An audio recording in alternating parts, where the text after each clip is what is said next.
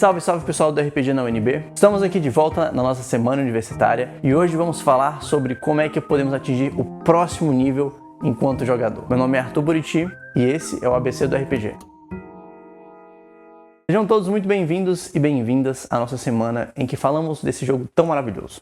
Jogador, esse vídeo é para você. Hoje nós vamos falar de o que você pode fazer nos seus dois momentos de existência, antes do jogo e durante o jogo. A pergunta que eu quero deixar para você é: quanto da responsabilidade do seu jogo está nas suas costas? A história que trago hoje é sobre um jogo que participei tem muitos anos. Meu personagem, Almir, era um mago que estudava medicina. Nessa mesa, todos os jogadores eram irmãos. Apesar de eu ter tido uma relação maravilhosa com todos ali os meus familiares, tem uma relação importante para destacar para o vídeo de hoje, que era a que eu tinha com meu irmão Darius. E por que essa história é importante para o vídeo de hoje? Porque essa é a história de uma dualidade fundamental para o seu jogo, a dualidade entre egoísmo e altruísmo. Darius era o oposto do meu personagem, o Almir. Enquanto o Almir era festeiro e espírito livre e queria aproveitar cada momento, Darius, que era o irmão mais velho, ele era muito rígido.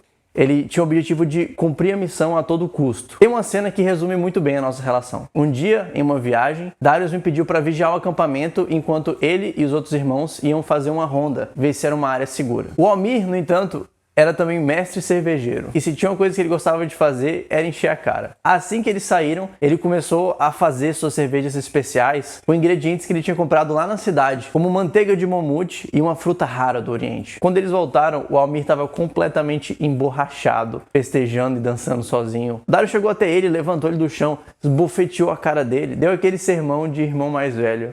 E até hoje, esse é um dos momentos mais especiais do jogo para mim. Mas antes de falar disso, eu gostaria de abordar o que você pode fazer antes do jogo para você subir ao próximo patamar de jogador. Como você está vendo esse vídeo, eu já assumo que você já fez todos aqueles passos anteriores de marcar sessão zero, dinâmicas de personagem, conversar com o grupo, falar das propostas. Então, bacana, show, vamos seguir. O que é que você pode fazer então antes do jogo para que ele aconteça? O primeiro, se comunique.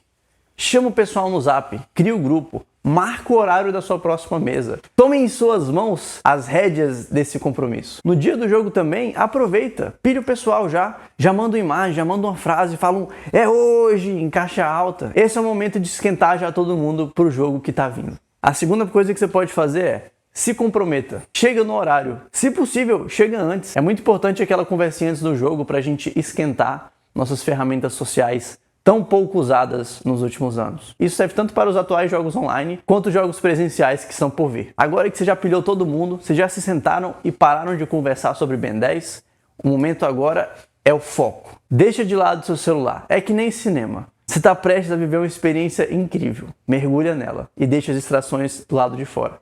Por fim, essa já é um pouco dentro do jogo, mas vale pra cá.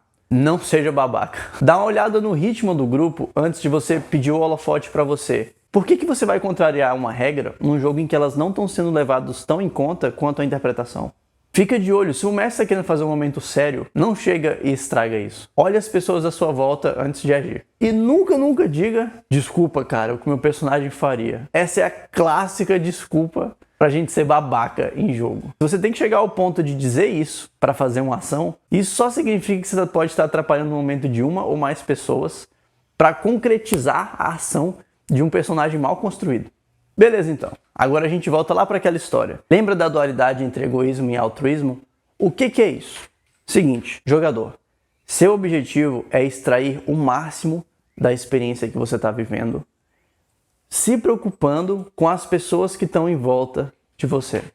Sim, você vai fazer a sua diversão, mas sem tirar a diversão dos outros. Essa história do Almir e do Darius era uma história constante de altruísmo e egoísmo. Quando eu, como Almir, tinha que esperar no acampamento e me emborrachava todo, eu estava sendo completamente egoísta, mas eu estava tirando toda aquela diversão do jogo pra mim. Eu queria ser aquele personagem cervejeiro que buscava ingredientes raros nas cidades, como eu tinha essa manteiga de mamute, essa fruta estranha do Oriente. E a partir de ser meu personagem, pensar como ele, me envolver em criar aquelas cervejas, e pensar nos gostos e no que eu queria fazer, e depois festejar como ele festejaria, tomando elas, acabando com o estoque. Eu fui extremamente egoísta. E o Darius, o meu irmão, o jogador que estava na mesa, até meio que sabia que eu ia fazer isso. Ele, por sua vez, estava sendo extremamente altruísta em permitir que eu tivesse o meu momento. Depois, é como se esses papéis se invertessem. Quando ele volta no acampamento, e ele queria ter aquela coisa de irmão mais velho, que dá uma bronca, ali aconteceu a mesma coisa. Agora, ele estava sendo egoísta e eu estava sendo altruísta para permitir que ele me desse aquela bronca e que eu aceitasse como irmão mais novo, que está triste, sofrendo com a lição de moral do irmão mais velho. Essa dinâmica se repetiu várias vezes ao longo da mesa e cada vez que ela acontecia, o jogo era mais envolvente. No vídeo anterior, eu dei o exemplo do Azaghal. Aquilo também pode ser transposto para essa teoria, em que um jogador está tomando a diversão para ele e o outro permite que ele tome aquela diversão, e aí os papéis se invertem em outras cenas. Você não precisa ser esse farol que está sempre chamando a atenção dos jogadores dispersos, está sempre fazendo graça na mesa, deixando o jogo mais intrigante. Nem sempre a gente está no clima de se envolver tanto. É ok às vezes você tá no RPG só para descansar a sua cabeça de um dia cheio e você não atuar tanto. Sua única responsabilidade é agir. Tome uma ação no jogo, faça alguma coisa. Só de estar nesse caminho, você já está no próximo nível como jogador. O que nos leva a uma parte importantíssima. Já falei em vídeos anteriores, mas vou falar aqui porque se encaixa aqui também. Comunicação aberta. Essa dica vale para sua vida. Vamos só te situar. Você pilhou todo mundo, você foi incrível, você jogou, você se envolveu, você estava lá no personagem, você curtiu um jogaço com seus amigos, foi a melhor sessão da sua vida. Chega no final. O que é que você faz agora?